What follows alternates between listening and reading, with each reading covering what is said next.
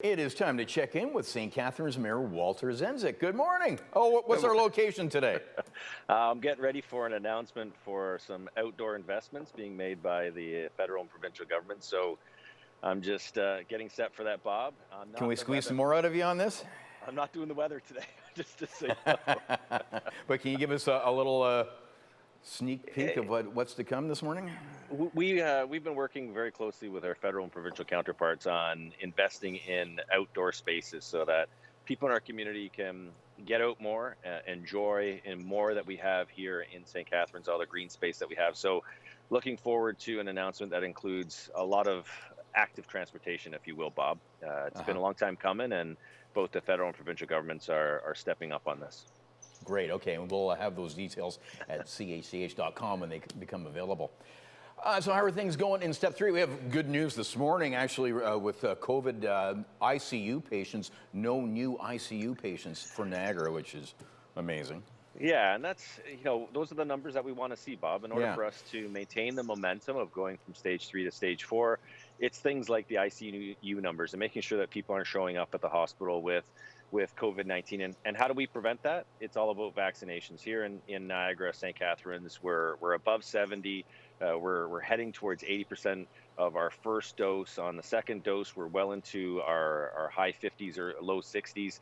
And that just shows you how much people believe in the opportunity to get vaccinated, and then what it does to things like our healthcare system. So when people say, why should I get vaccinated? It's not just about you and protecting yourself. It's about protecting the community that you're a part of. And it's also making sure that we don't overburden the healthcare system. So you're seeing that with the ICU numbers. It's a great day. Let's hopefully we can keep those numbers where they are, keep them at zeros. So we can get back to business. Let's talk about downtown business. You've actually expanded the hours for the pedestrian walkways. Yeah, so it was an ask from the businesses in the downtown area. So on Sundays now, we have our street closures that have been on Friday nights and Saturday afternoon night. And so now we've got Sunday street closures, and we really want to activate the street. So we've got artists that are coming out. We've got musicians that are coming out. We've got our restaurants and retailers that are activating the street and the sidewalks. So it's a really different experience. Much like last year, you're getting a lot more people coming into the downtown area, and it just brings a new sense of energy, if you will. Oh, that's great.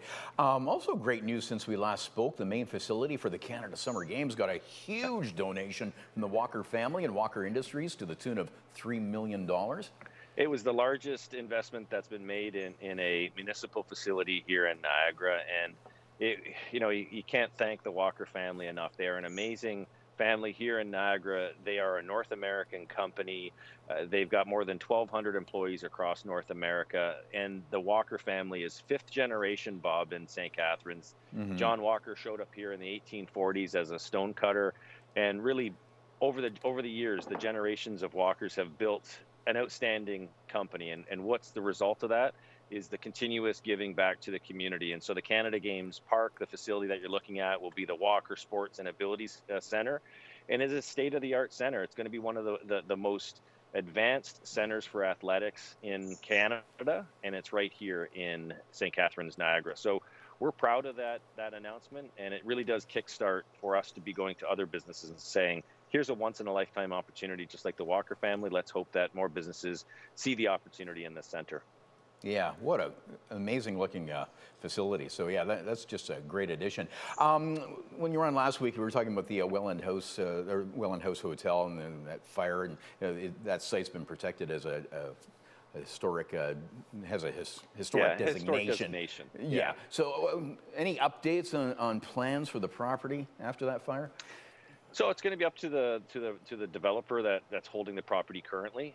We're really focused on making sure that they clean it up as quickly as possible. And it was a 140 plus year old building, so there's obviously some issues around the toxicity of the materials that are in there, and due to the fire, there's an increased concern. So what we're looking at is making sure that they remove that as quickly as possible.